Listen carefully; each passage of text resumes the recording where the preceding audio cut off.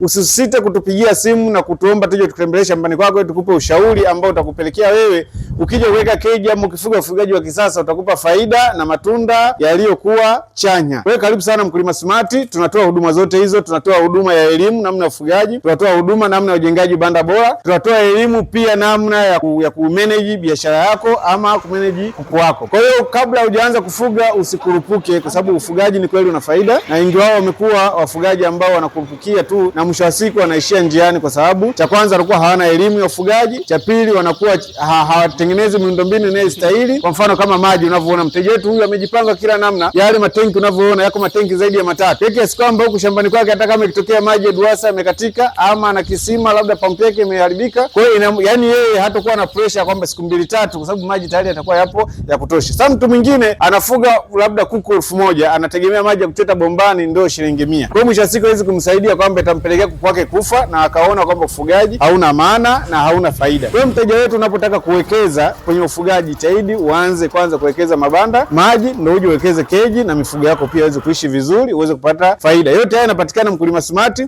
Ukishatupigia ukihitaji huduma hizo utazipata zote bila shaka aina yoyote. Karibu sana Mkulima Smart.